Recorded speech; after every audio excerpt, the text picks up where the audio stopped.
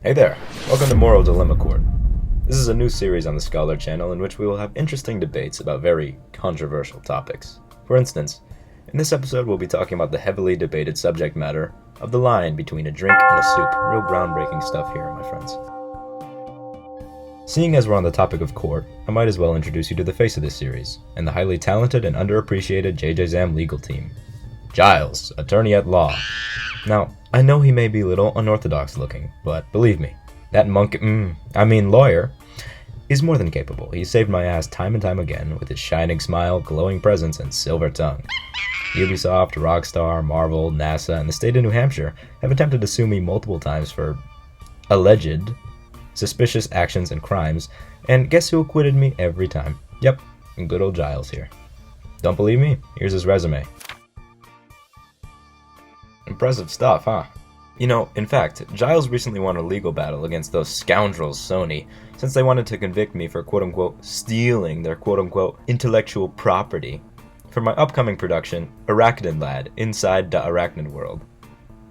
Anyway, we're getting off track here. Enjoy the video. Also, for context, I sprung this on them with absolutely no warning, and sorry for the garbo mic quality, it's pretty bad. What makes something a soup, and what makes something a drink? Okay. Soup has noodles in it. Soup, Not always. Soup has some sort of food, or some sort of other substance soup has within it. Spices.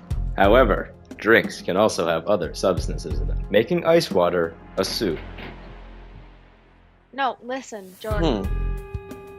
Listen, if liquid has spices in it, then it's a soup. Because you don't have spices in, like, drinks. For You don't soup, have to have spices in a soup, though. okay.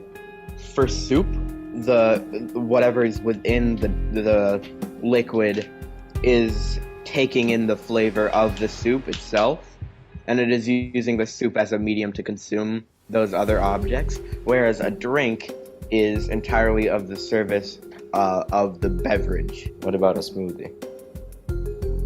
Soup is a beverage. Smoothie is when a it's drink because it's... when it's simply broth, and you drink it like so. When you slurp it out of a bowl, if it's just chicken broth. Soup is food when it's thicker or with things in it, and you eat with a spoon. So then a milkshake is a soup? No. Oh. Or by the same logic, if you put soup in a cup, would it be a drink? No, because the cup doesn't define this. Okay, are you defining soup God as in damn like it, the Jordan. broth, or are you defining soup as in? I feel like it's more a question of how you define soup than how you define drink, because I think a drink could be more vague. Like, I think it's like rectangles and squares. All soups could be classified as a drink, but not all drinks could be classified as a soup. I cannot tell you how stressed this is making me and how heated I am. If you say that you eat it with a spoon and that's thicker and it has ingredients, then it could definitely be a milkshake or a smoothie. Milkshakes Jordan, are soup. listen. No, it's not a soup because you can.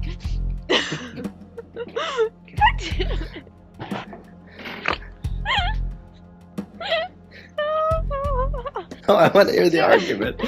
What makes a milkshake not a soup? But tomato soup is soup. Because it's really thick.